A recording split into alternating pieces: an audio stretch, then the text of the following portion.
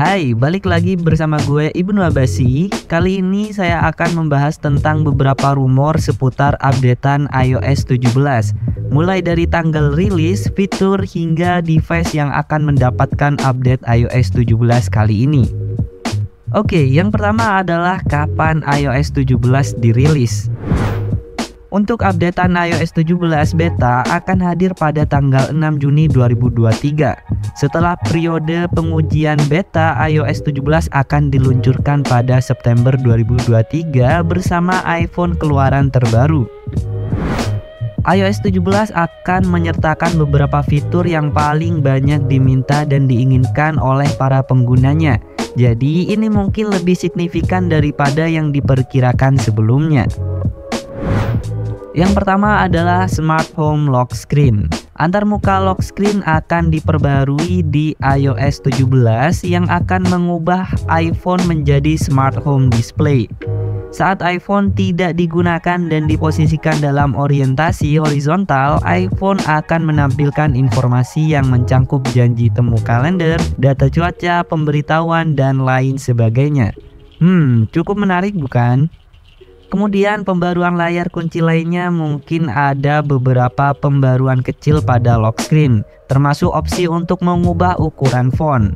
Dan juga orang yang membuat desain layar kunci mungkin dapat membaginya dengan pengguna iPhone lain dengan opsi baru untuk berbagi layar kunci custom. Nah, untuk pengguna iPad OS 17, kalian juga akan bisa menggunakan kostumisasi layar kunci selayaknya iPhone series.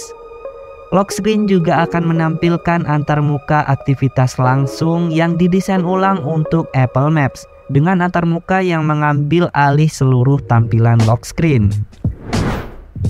Kemudian yang kedua adalah update di bagian control center. Di updatean kali ini, iOS 17 dapat menampilkan perubahan utama pada pusat kontrol bawahan. Control center pada iOS 17 yang dirubah diharapkan menjadi salah satu perubahan yang lebih menonjol yang datang ke iOS 17 ini.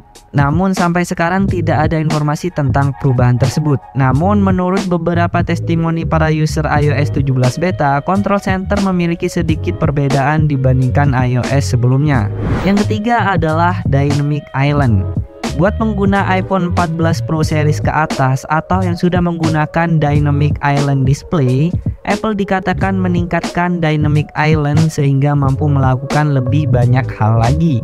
Departemen pemasaran Apple diduga menekan tim pengembangan untuk menambahkan lebih banyak fungsionalitas pada Dynamic Island karena model iPhone 15 yang lebih terjangkau akan mendukung fitur tersebut saat diluncurkan. UI lock screen dapat diintegrasikan ke dalam Dynamic Island, misalnya membuat pop-up Siri tidak terlalu mengganggu di iPhone. Kemudian yang keempat adalah Active Widget. Apple sedang menguji widget aktif untuk layar beranda dan tampilan hari ini di iPhone. Namun fitur tersebut belum dikonfirmasi oleh Apple. Jika diimplementasikan, widget aktif dapat menyertakan tombol sekali ketuk, pergeseran, dan lainnya dengan tujuan membuat widget lebih dinamis dan interaktif. Yang kelima, Improve Search and Spotlight. Improve kali ini dilakukan pada fungsi pencarian dan Spotlight di seluruh sistem, meskipun spesifiknya belum saya dapatkan informasinya. Lanjut yang keenam, update aplikasi kesehatan.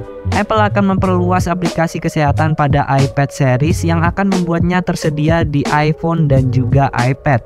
Aplikasi kesehatan juga akan menyertakan fungsi pelacakan suasana hari yang memungkinkan pengguna melacak suasana hari mereka, menjawab pertanyaan tentang hari mereka, hingga melihat hasilnya dari waktu ke waktu.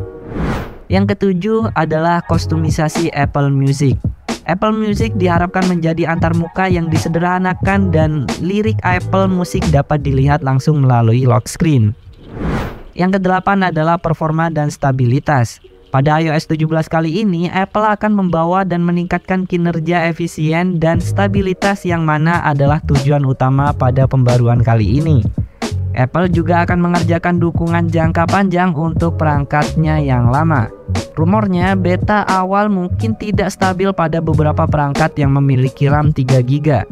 Namun, Apple diperkirakan akan meningkatkan stabilitas secara signifikan selama periode pengujian beta kali ini.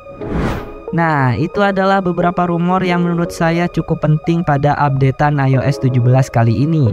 Adapun lain-lainnya masih banyak yang belum saya sebutkan. Mungkin karena keterbatasan updatean yang masih belum final, sehingga saya masih belum bisa menemukan rumor-rumor yang terkait dengan update iOS 17 kali ini.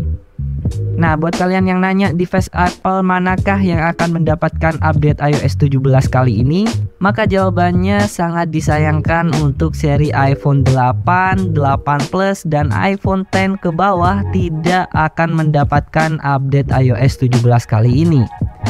Sedangkan untuk seri iPhone XS, iPhone XS Max, dan iPhone XR ke atas akan mendapatkan update iOS 17 nantinya. Nah, sekian informasi yang bisa saya sampaikan tentang iOS 17 kali ini yang akan membawa pembaruan-pembaruan yang cukup signifikan. Mulai dari tampilan, kinerja, dan stabilitas yang akan lebih baik daripada iOS sebelumnya. Saya Ibnu Abbasy, sampai jumpa di video lainnya.